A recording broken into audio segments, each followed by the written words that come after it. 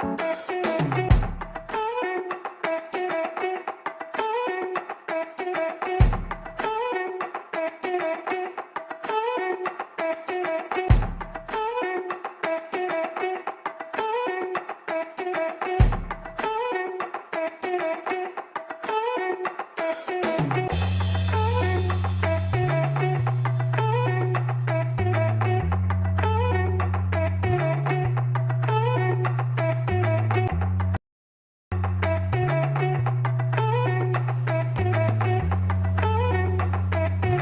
we good?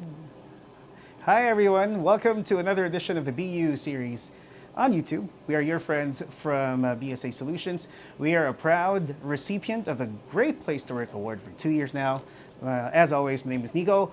Today, our guest is someone who's a very familiar face at the office.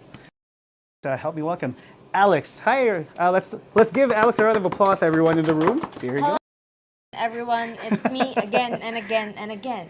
The last time we talked was like 2 weeks ago, I think. Yes, that was for our job talk. Yes, for and Job TikTok. Talk. Yeah. There's a very good reason why we have you here because you have a very beautiful story to tell. But before we get to that, let's give everyone who's watching hi to those of you who are watching us on the stream. Thank you so much. You can actually watch the stream live on YouTube. And yeah, we should be able to get some questions from people who are on the stream. If you want to, again, throw in your 2 cents, or if you have a question, or if you have something to say, or a little comment on the topic, please do so. Jump in on the chat room. So, first up, Alex, let's give everyone an idea of your day-to-day activities as a senior recruiter. Okay, so as a recruiter, we just don't interview all day. Okay. So it's more than just talking. We do end-to-end recruitment, from sourcing down to like initial interviews, down to extending offers, even negotiating with candidates and also with clients. But we do a lot of decision making as well, matchmaking as well. So yes, we cater to both candidates and clients. So it's not just we talk all day, but there's a lot of how do I say this?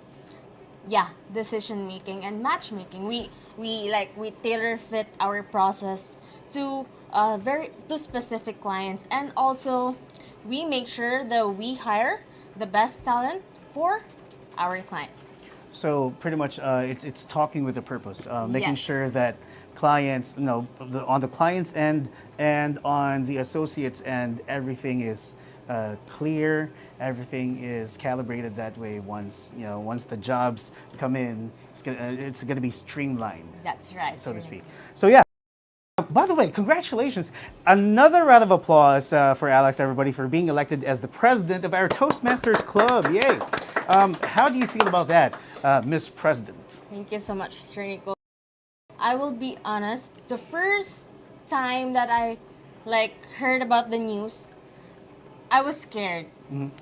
So I immediately hopped on the call with Miss Joy, immediate past president of BSA Toastmasters Club, our learning and development manager. I told her, Miss Joy, I can't do it. I'm scared. But I won't delve into the details, into the convo, but it's a really great thing that, someone is there to believe in you and to support in you. So I'm here right now doing it scared, but the role itself, it's very overwhelming and it's fulfilling at the same time. You get to lead your fellow leaders, very, very talented people. So I realize now how they made it very easy because they're talented and bright people. So the officers and me, we put in so much effort, but they, put in the same effort, and it makes our job very much easier and very fulfilling. It is definitely about self-development. At the same Yeah. time, just getting out of your shell, and That's and true. I think it's really important because once you have the self-confidence, when you're at work, you're able to communicate your issues and your struggles a lot better, and you'll have an easier like stream of communication Yeah. with people from different departments. That's true. It's really great to have like support system within a team. That's true. Now, our Toastmasters Club, to those of you who are watching, as the top 10 Toastmasters Club in education last month. So how about that? Yay, congratulations. What are the plans and goals for the club moving forward? So for this term, the main goal is to reach President's Distinguished Club.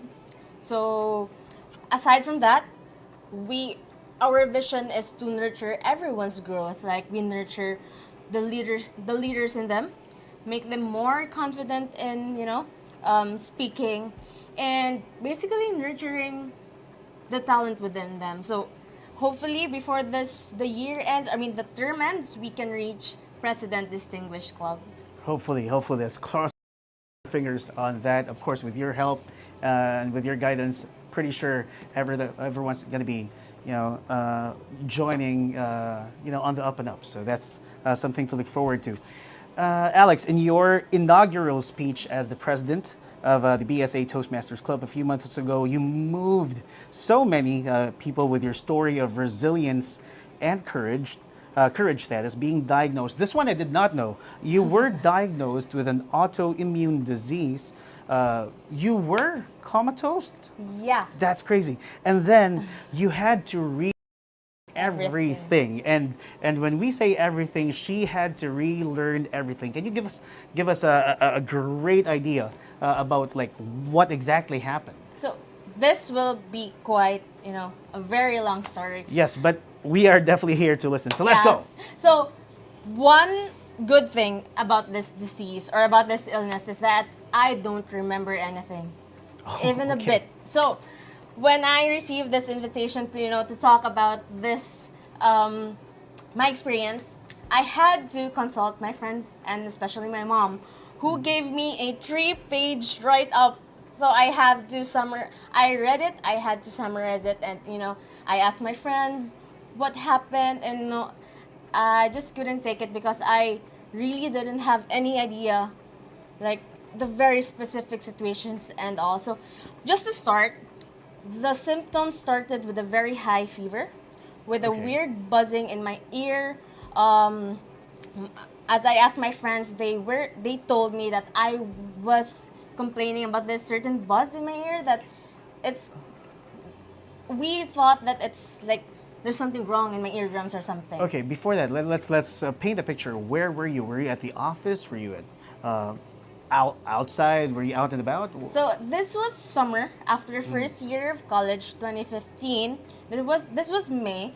So as what they say, I was all in the house. So I had the symptoms, the fever, the ear buzzing and all. So I was complaining to my friends, to my mom and dad about it. So first thing we did was we consulted our family doctor, who said maybe this was just flu, or they couldn't find something. It wasn't that serious. But as days go by, the symptoms were like getting worse. Okay. And then one day I collapsed and started seizing. So I had seizures, and then my dad immediately rushed me to hospital, a hospital near our municipality or in our town. So before I like delve into details, just a FYI, I was misdiagnosed like a couple of times. So the first misdiagnosis was, this is quite funny. My dad usually gets angry when, he remembers this, but it's like a funny thing for me. I'm so sorry. But I was misdiagnosed as, using drugs. Oh, Yeah. wow. You said 2015. Were you in high school? Were you in college? I was in college. That In was college. summer after first year of college. So Got I it. was like, I was May. So, yeah, I think that time, in our time, summer school is May, Right. April. Yeah. So I was just in the house experiencing all those stuff, and also, yeah, going back, I had my very first misdiagnosis, doing drugs and all. So my father, a very nonchalant person, was very furious. So we had to run to another hospital. So again, I had another seizures, another episodes. At this time, I was hyperventilating, and I was hallucinating, like someone was chasing me, and Wow. I could see, if I'm not mistaken, this is what my mom wrote. I kept on saying red dots in the sky. Okay. So this was like early symptoms of psychosis. The next misdiagnosis was I was depressed. So my Wow. friends and my, titas, cousin, they were all frustrated as well because they know me so well.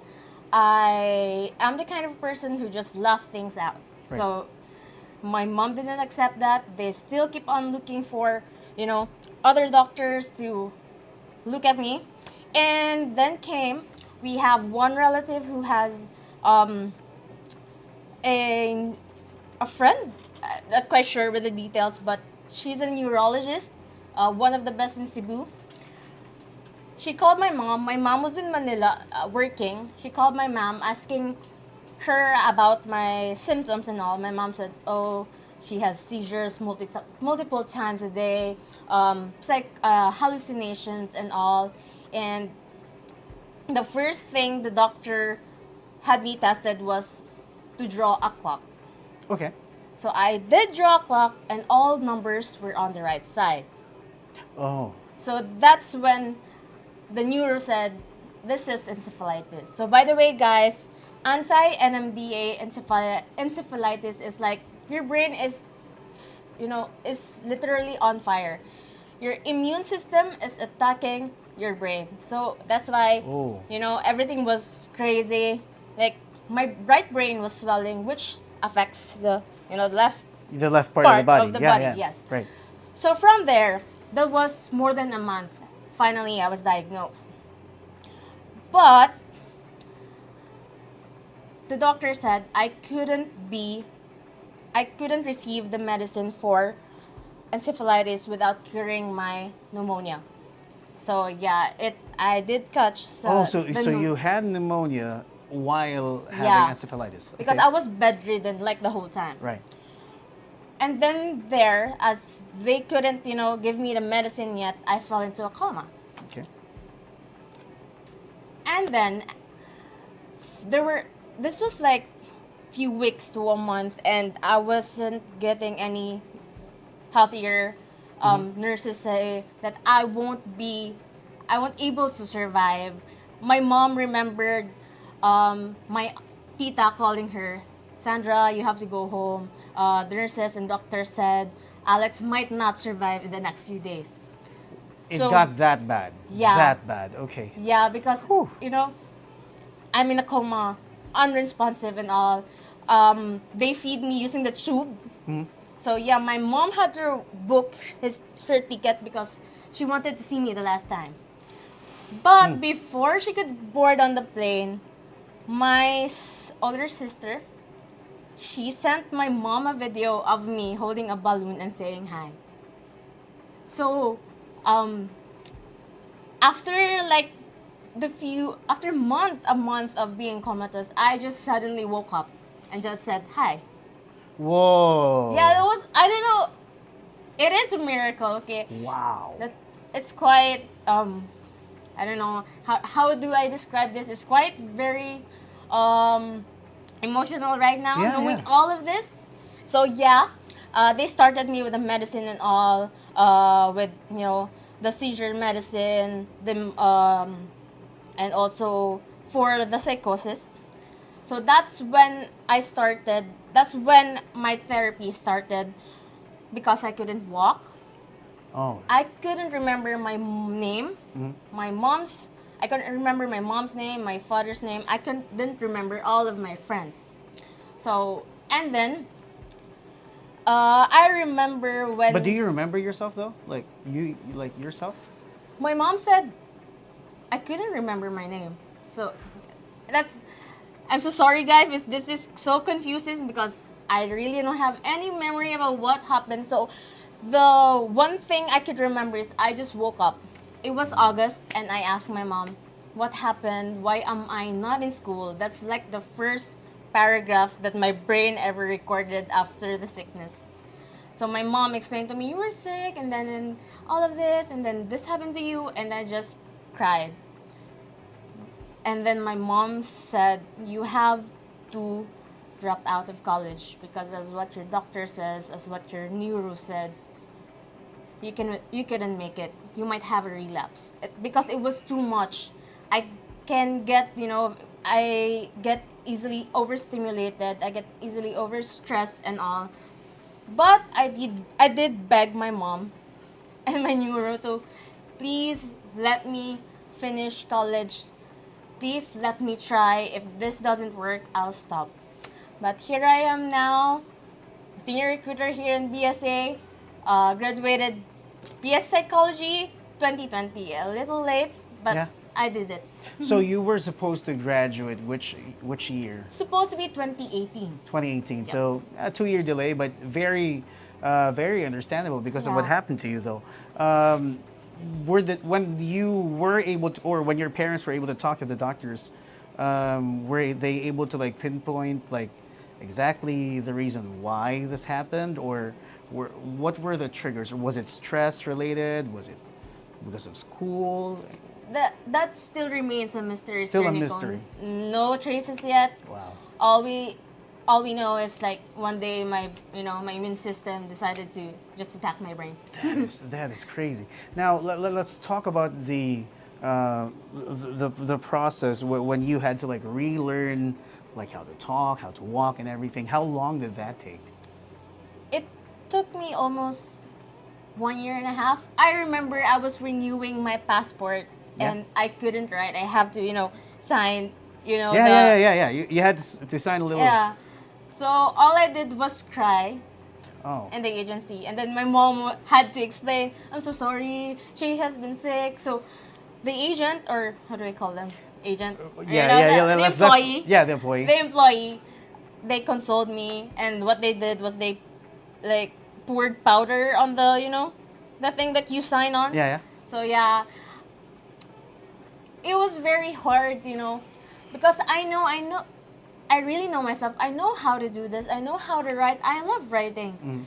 And it became to a point that I couldn't even count 10 to 1 or like 1 to 10 backwards. So it was really a relearning stage Yeah. for you. That 1 year, like those 18 months, were really Yes. just to relearn everything.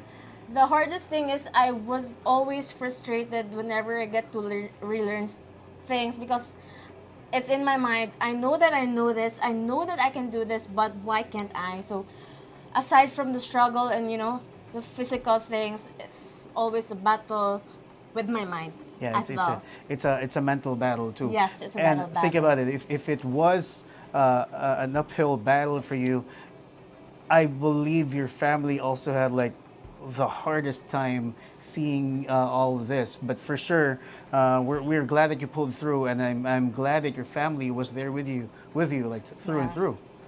That's That's beautiful. We just want to say hi to some of you guys joining us on the stream. Yes, I am working. Thank you, Time Doctor. Let's say hi to Marnie. Hi, hello. Connie. Hi, Connie. Thanks for joining the stream. Let me see. Fritz. Hi. Afjan says I'm literally crying.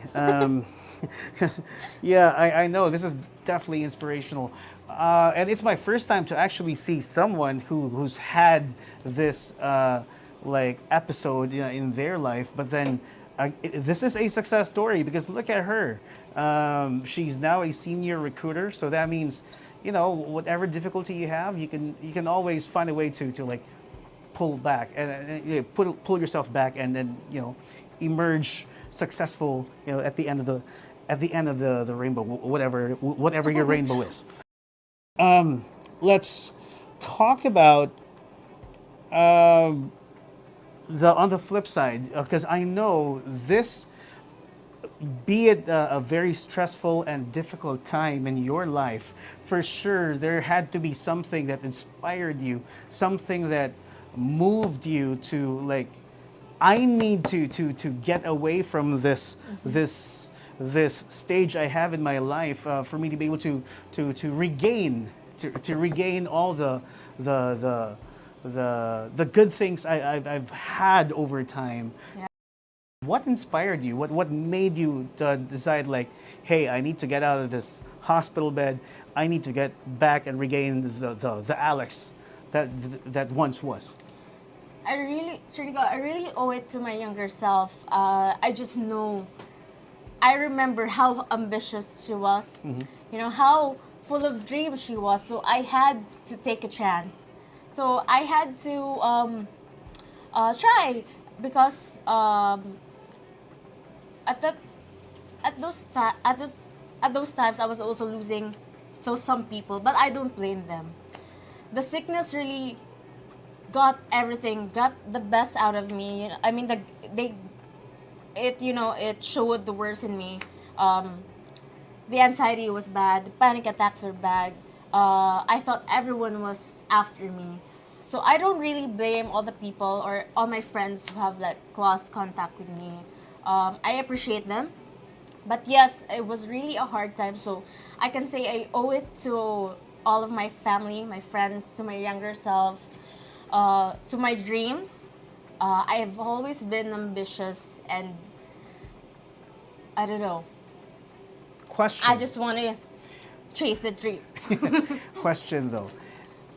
Do you remember some of the exercises you through at the time to, let's Yeah. say, to regain memory, to regain your balance, maybe to regain your motor skills? Do you remember some of the sessions or the activities you had to do?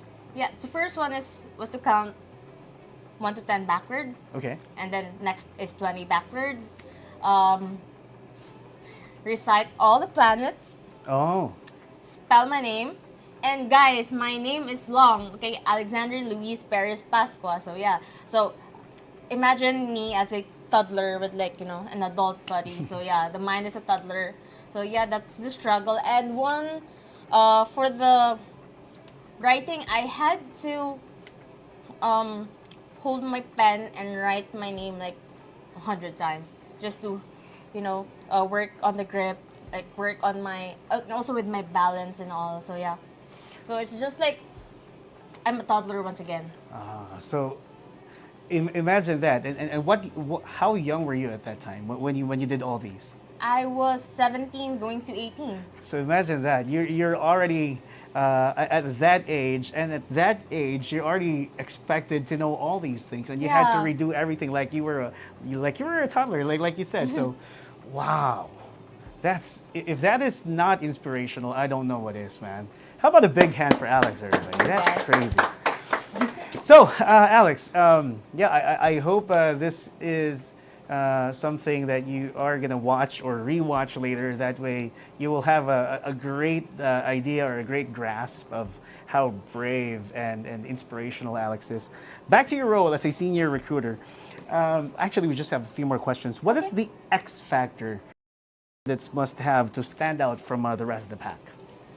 Aside from having like the certain qualifications that we post or like the client needs, there's always the culture fit. So here in BSA we have our core values. So with our clients, they also have their work ethics, their values. So what we look for in a candidate is their personality as well. So yeah, if you are a great match, if you have the great personality for this certain client, that is one of the the factors of getting you hired. So skills can be trained, um, but yes, but personality is always um, one of the things we look at. But that's definitely true. You nailed it on the head. The culture fit really does matter, and that's your X factor. So those of you who are looking forward to work here at BSA, you gotta do a little digging as to how things work here. And yeah, hopefully we'll see you as the next employees that actually walk inside the four walls of this building. Alrighty then. Last question. I know. Um, I wish I had coffee here because that was a heavy one, but I hope you really did find lessons here on this episode of BU. Alex, let's give everyone who's watching an advice, especially not only those who are watching, but future aspirants who would like to be part of BSA Solutions. What can you for them? Okay, for those non-BSA audience, if you want to jumpstart your career, click our link now Yep. and apply. So if you're looking for change, or if you're looking to regaining yourself, if you're looking for some, let's say, company who not just um, uh, develop your career, if you're looking for a company that also take cares of your mental health, ESA is the right place for you. Avzan asks, is being a diva counted as having an X factor? Is that an X factor? Yes, Afzan, of course. You are our diva. Yes. So yeah, that's the reason why you're here, and we are hoping to maybe see another diva in the house. Maybe, meh. Anywho, that was fun. That was inspiring. And I hope that those who are watching and those who will be watching once we're done with the stream, I hope they will be able to pick, a thing or two about your life and your story. And that was crazy. Alex, thank you for Thank you again, Sir joining Nico. me on this talk, and thank you for taking me on the ride. Everybody, this has been the BU series here on YouTube. But before we get to that, we have a special treat for you, boys and girls. Alex here created a poem that we would love to hear. Afzan has been messaging us, and I almost forgot, so thank you, Marmar. I want to hear this poem. When did you write this? So actually, I really don't share my poems, but I'm doing for this for you, Afzan. You owe me one. Anyways, I wrote the first stanza. I have like a notebook, Sir Nico, that Yeah. I just scribbled. Okay. So the first part was somewhere around, I think, 2017, like, Okay. 2018, Okay. fresh from the Coma and all. So I couldn't finish it. So I remember I finished this last year.